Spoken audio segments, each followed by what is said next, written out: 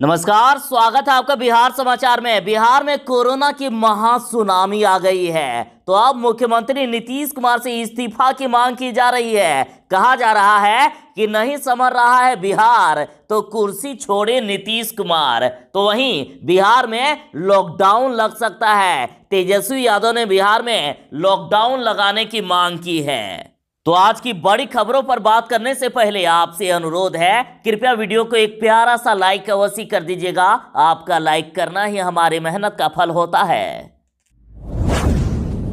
तेजस्वी यादव का कहना है कि मुख्यमंत्री नीतीश कुमार जी मुंह में दही जमाए क्यों बैठे हैं। तेजस्वी ने कहा कि केंद्र सरकार डीआरडीओ के जरिए कम आबादी और कम कोरोना मामलों के बावजूद हरियाणा में 500 बेड वाले 2 कोविड समर्पित अस्पताल चालू करवा रही है। क्या बिहारियों की जान इतनी सस्ती है जो एनडीए को 48 एमपी देने के बावजूद इस महामारी में केंद्र सरकार का यह आपराधिक सोतेलापन सहे? बोलिए नीतीश कुमार जी। तेजस्वी यादव बोले कि बिहार एनडीए की 48 एमपी और 5 केंद्रीय मंत्री मिलकर भी बिहार के लिए डीआरडीओ से एक 500 बेड का कोविड अस्पताल सुनिश्चित नहीं करवा सकते हैं क्या? धिक्कार है ऐसे डरपोक नकारा सांसदों पर।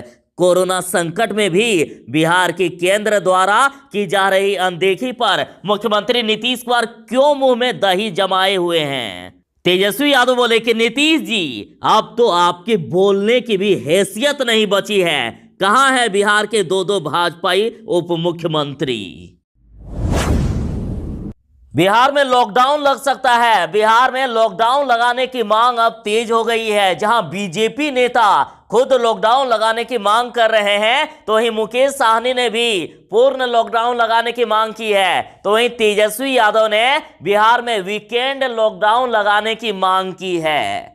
तेजस्वी यादव ने कहा है कि बिहार में वीकेंड कर्फ्यू लगाया जाए। अगर सरकार का लॉकडाउन का इरादा है तो इसके लिए पहले लोगों को सूचित करके समुचित व्यवस्था की जाए, उसके बाद बिहार में लॉकडाउन लगाया जाए। साथ ही तेजस्वी बोले कि कोरोना काल में सबसे अधिक गरीब परिवार और मजदूर भाई परेशान हुए हैं, तो अगले 100 दिनों तक 100 रुपया के हिसाब से 10,000 का एक मुक्त राशि, मतलब 10,000 सीधे सभी गरीब मजदूरों को दे दी जाए। उसके साथ ही बिहार के सभी राशन कार्ड धारकों को 6 महीने का मुफ्त राशन दिया जाए। बाहर से आने वाले श्रमवीरों को बस, रेल आदि में निःशुल्क व्यवस्था किए जाए और बस, ट्रेनों में उनके लिए खाना पीना की भी व्यवस्था की जाए। साथ ही जो बाहर से आ रहे हैं उनको 3,000 रुपए प्रति महीने भत्ता दिया जाए। तो यदि आप भी तेजस्वी यादव की इन मांगों का समर्थन करते हैं तो अभी वीडियो को लाइक करके अपना समर्थन दें।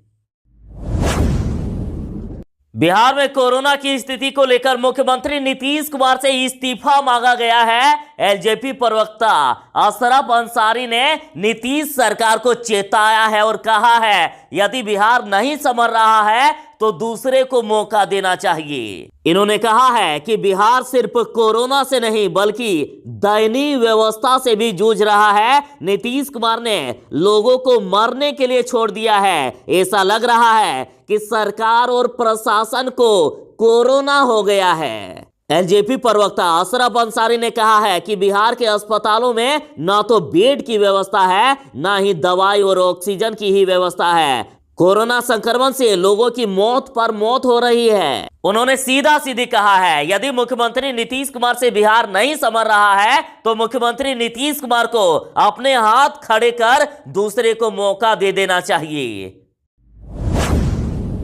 बिहार में कोरोना की महासुनामी आ गई है। कोरोना बवंडर के बीच देख लीजिए अब बिहार में मौत का भी रिकॉर्ड टूट गया। बिहार में पिछले 24 घंटे में 59 लोगों की जान चली गई है। ये सरकारी आंकड़ा है, बाकी हकीकत में इससे ज्यादा भी हो सकता है। और साथ ही पिछले 24 घंटे में 11,489 कोरोना की नए केस सामने आ गए और इसके पहले दिन 12,222 मरीजों की पहचान हुई थी। और जो 11,489 नए कोरोना पॉजिटिव मरीज आए हैं, तो देखिए एक एक जिला से 2,643 कोरोना के मरीज सामने आ रहे हैं। पटना में 2643 कोरोना के नए मरीजों की पहचान हुई। साथ ही बिहार में एक्टिव मरीजों की संख्या 69,868 तक पहुंच गई। आप दर्शकों से हाथ जोड़कर प्रार्थना है कि अभी भी वक्त है, संभल जाएं, नहीं तो भगवान ही मालिक है। जब तक बहुत जरूरी ना हो घर से ना निकले। देखिए, पटना एम्स के 384 डॉक्टर और नर्स स्टाफ कोरोना पॉजिटिव हो गए। तो वही मिली जानकारी के अनुसार पीएमसीएच के प्रिंसिपल समेत 30 डॉक्टर और 49 स्टाफ कोरोना संक्रमित हैं, जबकि आईजीआईसी के 8 डॉक्टर, एनएमसीएच के 40 डॉक्टर और स्टाफ कोरोना संक्रमित हैं। तो वहीं आईजीआईएमएस के 22 डॉक्टर और 50 नर्सिंग स्टाफ कोरोना संक्रमित हैं। और सुनिए, हर दिन प्रतिदिन की बात कर रहा हूं, 150 से अधिक पुलिसकर्मी अस्पताल पहुंच रहे हैं और बिहार में रोजाना 10,000 से ज्यादा कोरोना के मरीज मिल रहे हैं। अतः अभी भी वक्त है, संभल जाएं।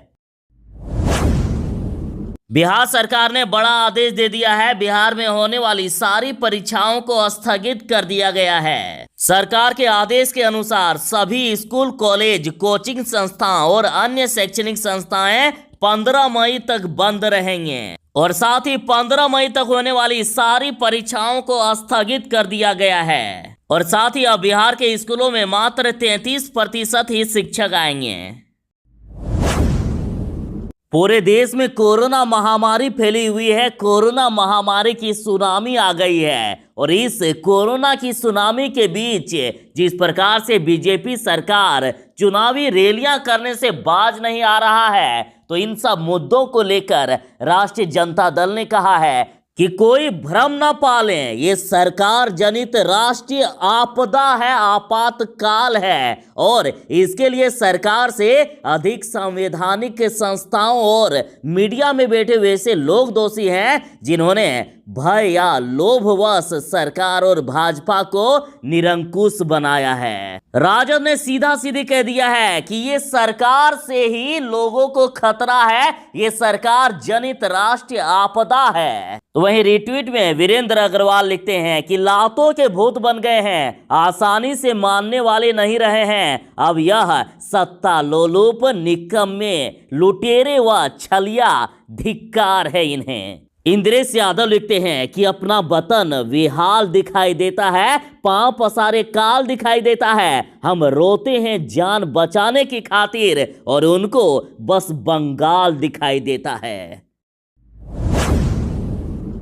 बिहार आने वाले लोग जरा ध्यान दें, अब आपको 4 दिन आवश्यक रूप से रहना होगा क्वारंटाइन सेंटर पर और इसके लिए सरकार ने सभी अनुमंडलों में सुविधाओं से युक्त क्वारंटाइन कैंप बनाने का निर्देश दिया है। आपदा प्रबंधन विभाग के प्रधान सचिव प्रत्यय अमृत ने गुरुवार को इसके लिए सभी डीएम को पत्र लिखकर बड़े भवनों को चिन्हित कर पूरी व्यवस्था करने का निर्देश दे दिया। बिहार में सरकार के भरोसे रहना मना है। हाईकोर्ट ने खुद बताया है कि बिहार में अगले 10 दिनों में कोरोना के 2 लाख नए केस संभव हैं। बिहार में कोरोना से भयावह हालात हो गए हैं, आगे और भी खतरनाक हो सकता है। बीते 48 घंटों में 100 से ज्यादा लोगों की मौत हो गई। हाईकोर्ट ने यह कहा है कि 30 अप्रैल तक 20,000 प्रतिदिन नए केस सामने आ सकते हैं और टोटल 2 लाख से ज्यादा कोरोना के एक्टिव मरीज हो सकते हैं। अब सीधा सीधी कहना है कि कोरोना से खुद बचिए, सरकार फेल हो गई है। पटना की ही बात करें तो यहाँ के अस्पतालों में ऑक्सीजन नहीं है, कई अस्पतालों में इलाज रोक दिया गया है, बेड फुल हैं।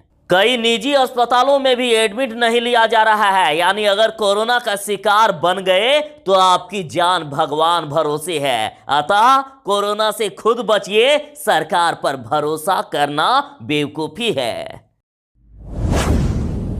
एक जरूरी सूचना, आप रेमडेसिविर इंजेक्शन का सच जान लीजिए। कोरोना मरीजों को जो रेमडेसिविर इंजेक्शन लगाया जाता है जिस 3,000 के इंजेक्शन के लिए लोग 30,000 देते हैं वो किसी भी काम का नहीं है। देखिए, बिहार के दूसरे सबसे बड़े अस्पताल एनएमसीएच के अधीक्षक ने डॉक्टरों को लिखा है कि कोरोना के इलाज में रेमडेसिविर इंजेक्शन नहीं लगाएं। आप ये भी जान लीजिए कि WHO ने रेमडेसिविर इंजेक्शन की उपयोगिता को नकार दिया है और जाप सुप्रीमो पप्पू यादव ने भी रेमडेसिविर दवा को बैन करने के लिए सरकार से आग्रह किया।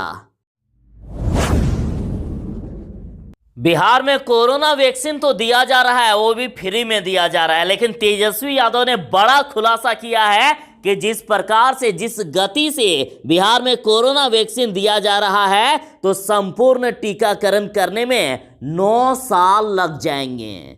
बिहार सरकार ने 18 साल से ज्यादा उम्र वालों को फ्री में कोरोना वैक्सीन देने का वादा किया है। तो इस पर तेजस्वी यादव ने खुलासा करते हुए कहा कि अब तक बिहार में 4 महीनों में मात्र 4% लोगों को ही कोरोना का टीका लगाया गया है। इस गति से अगर टीकाकरण अभियान चलता रहा तो संपूर्ण टीकाकरण करने में 8 से 9 साल लग जाएंगे, है कि नहीं? राजद ने कहा है कि गजब की ये सरकार है, सीएम कुछ और कहते हैं और पीएम कुछ और कहते हैं। मुख्यमंत्री नीतीश कुमार कहते हैं कि 18 वर्ष से अधिक उम्र के लोगों का होगा फ्री में टीकाकरण। तो वहीं प्रधानमंत्री नरेंद्र मोदी जी कहते हैं कि 18 से 45 वालों का केंद्र नहीं देगा खर्च। सरकार ने साफ कर दिया है कि 18 साल से अधिक उम्र के सभी लोगों के लिए टीकाकरण भले ही खोल दिया गया, लेकिन उसका खर्च का सरकार वहन नहीं करेगी। तो राजद ने कहा है कि मुख्यमंत्री नीतीश कुमार मुफ्त टीकाकरण कराने के लिए कहीं केंद्र की भाजपा के भरोसे तो नहीं है। गजब की ये सरकारें हैं। भले ही बिहार में बीजेपी की सरकार है, लेकिन मुख्यमंत्री नीतीश कुमार ने भले ही मुफ्त टीकाकरण देने का ऐलान कर दिया है, लेकिन केंद्र की बीजेपी सरकार नीतीश कुमार का कोई मदद नहीं करेंगे। देख लीजिए, पीएम मोदी जी कहा करते थे कि कोरोना से जंग में हमने 150 देशों की मदद की है। तो इस पर राजद का कहना है कि सोचा था कि देशवासियों को गोदी मीडिया पर मोदी तंत्र वाले डिबेट तथा थाली और ताली और कोरी बातों से ठीक कर दूंगा, इसलिए सारी ऑक्सीजन और वैक्सीन विदेशों में भेज दी। अब देश में लाशों के हिमालय खड़े हो गए हैं, तो फिर अब लफाजी होगी। तो रिट्वीट में किंग नामक ट्विटर यूजर लिखते हैं कि देश के लोग ऑक्सीजन के बगैर छटपटा कर मर रहे हैं और ये दूसरे देशों की मदद कर रहा था। अब अपने देश में लोग जब बिना वैक्सीन और ऑक्सीजन के मर रहे हैं तो कोई देश मदद करने के लिए आगे नहीं आया, जबकि दलाल चैनलों के अनुसार साहब का दुनिया में डंका बज रहा था। अब कोई देश मदद को आगे क्यों नहीं आ रहा है? रिट्वीट में संगीता यादव लिखती है कि और मीडिया वाले, तुमको हम कातिल कहेंगे क्योंकि तुमने कत्ल होते देख ताली बजाई, देश को बर्बाद कर दिया इन दलाल मीडिया के चाटुकार पत्रकारों ने। संविधान के चौथे स्तंभ कहे जाने वाले को ही लोकतंत्र खत्म करने का मुख्य औजार बनाया गया है। जरा आप भास्कर का ये रिपोर्ट देखिए। पटना के 40 में से 22 अस्पतालों में ऑक्सीजन नहीं है। 18 ने कहा 50 सिलेंडर मांगे मगर 10 से 15 ही मिले हैं। और देखिए, राजद ने रिट्वीट किया है जिसमें से कहा जा रहा है कि 16 सालों में अपने निजी फायदों को बिहार के विकास का हवाला दे 7 बार मुख्यमंत्री की शपथ लेने वाले दुशासन कुमार स्वास्थ्य व्यवस्था के चीरहरण पर चुप हैं। ऑक्सीजन, बेड, वेंटिलेटर, दवाई के बिना लोग मर रहे हैं और बेशर्म मुख्यमंत्री अपने आवास में आराम फरमा रहे हैं। जरा आप इन्हें देखिए, देश के गृह मंत्री अमित शाह जी, और ये कर क्या रहे हैं जरा ये भी देखिए। जब कोरोना महामारी से पूरा देश त्राहिमाम कर रहा है, लोग मरे जा रहे हैं, और इधर देखिए राजद ने खुलासा करते हुए कहा कि विश्व में कोरोना के एक दिन में सबसे अधिक 3,16,000 से भी ज्यादा नए मामले मिलने और पिछले 24 घंटे में भारत में कोरोना से 2,102 से भी ज्यादा लोगों की मौत के बावजूद गृह मंत्री अमित शाह बंगाल में 3 चुनावी रैलियां कर रहे हैं। लोग ऑक्सीजन, दवा और इलाज के अभाव में मर रहे हैं और सरकार रैलियों में मस्त है। तो वहीं एनडीटीवी के रवीश कुमार का कहना है कि साहेब, जिस पैसे से रैली कर रहे हो वो पैसा जनता का पैसा है जो उसने टैक्स चुका कर दिया है। शर्म करो, तुम उसी जनता को खतरे में डाल रहे हो। कोरोना महामारी के बीच कई राज्य लॉकडाउन हो गए। स्कूल, कॉलेज, मंदिर, मस्जिद, दुकानें, संस्थाएं सब बंद हो गई, मगर साहेब का चुनावी रैली बंद नहीं हुई। और अब जब सब बर्बाद हो गया है तब साहेब ने चुनावी रैली बंद की है। लेकिन इस पर भी सवाल उठ रहा है। देखिए, एनून नामक ट्विटर यूजर लिखते हैं कि दोपहर का न्यूज, मोदी जी बंगाल में चुनावी रैली स्थगित करते हैं और शाम में चुनाव आयोग रैली पर रोक लगाता है। ये संयोग है या प्रयोग? तो वहीं राजद ने कहा है कि जैसे ही थाली वाले बाबा की बंगाल में रैलियां समाप्त हुई, भाजपा का चुनाव आयोग जाग गया। तो वहीं यहां तक कहा जा रहा है कि अब देश में बचा ही क्या है 5 चरण के चुनाव के बाद।